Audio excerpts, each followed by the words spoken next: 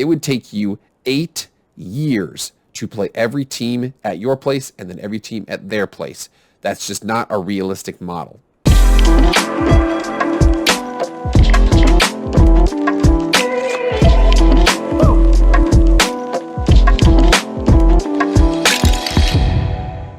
What is up, everybody? It is Jake with Master Football, back at it again. Happy Wednesday. Thank you so much for being here. Never been here before. This is Jake with Master Football, pro football, college football, video game football, anything related to American football we discuss in the show right now. Please subscribe, like, share, comment, do all that stuff. I'd really appreciate it. Without further ado, let's get into the video. All right, before we get going, question. This is what the overarching question for this video is going to be. What's your perception of the elimination of divisions? Do you want it for your conference? Do you not? Get in those comments. Let me know. All right, guys, I asked those questions because I want to talk about an article that just came out recently. And again, there's been some movement across multiple conferences about this whole situation, about eliminating divisions. I want to bring up a couple different stories here talking about the strengths and weaknesses of divisions, why as we get more towards super conferences, they're not really going to make a lot of sense. I also want to talk about the discrepancy between a pod and between a designated rival. Let's get into those articles. All right, the first one here is from SI.com and the Cavaliers Now. It says, reports ACC considering eliminating divisions. The Coastal and Atlantic divisions of the ACC could be gone as early as 2023. This is from Matt Newton just the other day. One topic of discussion at this week's ACC conferences is the possible restructuring of the conference's football scheduling process, including the potential elimination of the Atlantic and Coastal divisions. ACC football standings have been divided into the Atlantic and Coastal divisions since 2005, the first season after the ACC's expansion with the addition of Miami, Virginia Tech, and Boston College from the Big East. Since then, the ACC championship game has been held annually between the victors of the Atlantic and Coastal divisions, with the exception of the COVID 2020 season, in which divisional lines were temporarily suspended.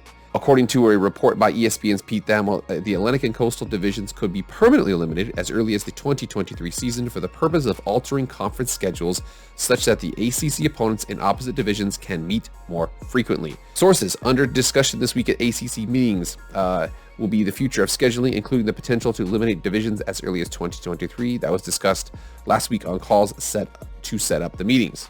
In Virginia's case, under the current model, UVA plays each of its 6 coastal rivals, Duke, Georgia Tech, Miami, North Carolina, Pittsburgh, Virginia Tech, as well as Louisville, as a recurring opponent every season.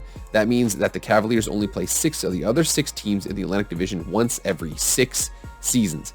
That's not realistic. You're trying to set up a conference. Basically, I mean, especially when you get bigger and bigger, the separation into divisions, when you get past a certain, critical mass, I want to say like 7 teams, once you get to like 8 and 9, then you're just basically 2 different divisions out there. There's just not enough football to be played, but there's several different creative things they can do to address this. One model being discussed is each football program having 3 permanent opponents, but not necessarily the pod of 3, and the other 5 programs rotating on an on and off schedule every other year, meaning that you would play every team every 2 seasons, but you would play 3 teams every year no matter what. There's also potential model of 2 permanent opponents with 6 rotating on and off in the same manner. These models would allow the ACC to host every other ACC team every 4 years. This would bring more variety to the schedule.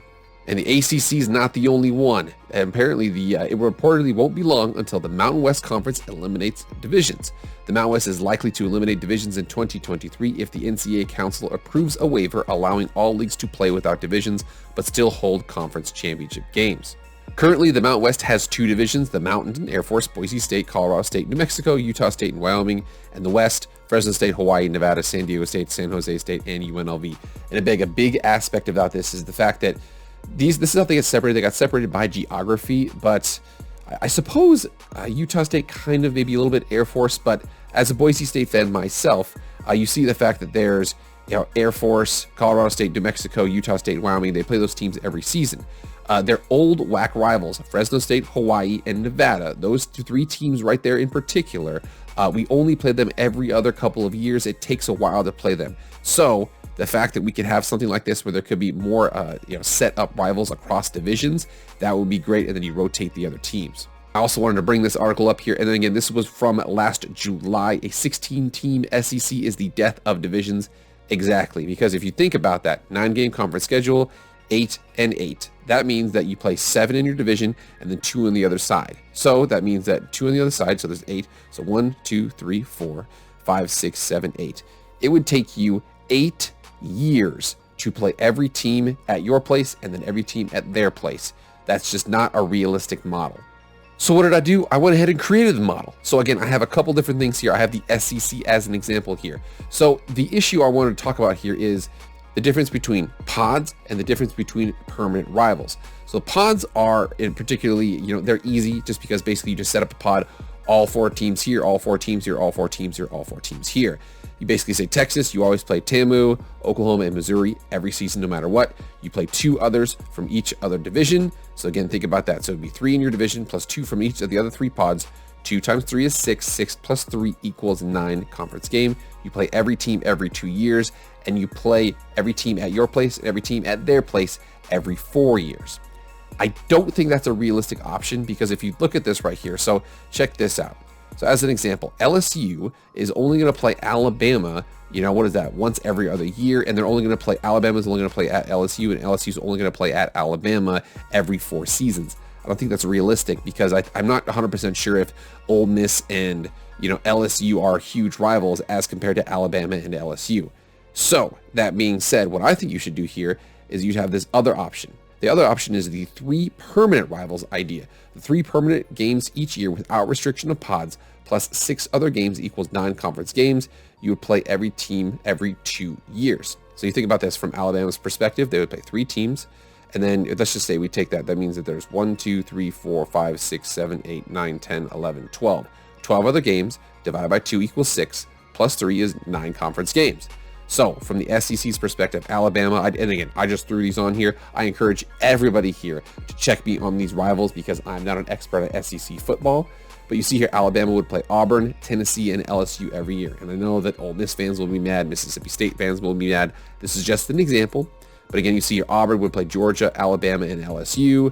What else do you have here? Arkansas would play LSU, Missouri, and Texas. We would say Missouri would play Oklahoma and Arkansas. I have a couple question marks here because those are the ones that are going to have to be decided out to see who's going to play who and everything like that. As an example, I don't know who's rivals with Mississippi State. I think Alabama. I know Ole Miss, but that's what I would do with the SEC. You have 3 permanent rivals. No matter what, you play them every single year. Your fan bases can get guaranteed around that and everything of that nature. But then you have 6 other games that you would have to alternate between the 12 available teams to play. Same thing here with the ACC. So I had the first idea, and this is actually pretty cool. So the ACC would be 3 permanent rivals. What I basically did is I basically just took Tobacco Road and I made them all play each other. And then you see, so there's Clemson would play Georgia Tech, Florida State, and somebody else. What else do we have here? Syracuse would play Boston College and Pitt. Louisville, I think they would play Pitt. I actually don't think Louisville has any real rival in the ACC per se right now. Virginia Tech would play Virginia and Georgia Tech and somebody else. This is what this would actually look like. And again, I encourage you, get in those comments. Am I missing anything on my ACC brethren? What rivalries am I missing in this group? This group I'm a little bit more knowledgeable of. So the difference is that you see the fact that SEC has 16, or they're going to have 16. The ACC has 14. The Mountain West has 12. So the Mountain West is kind of in a weird spot here. Here's what I would do with the Mountain West.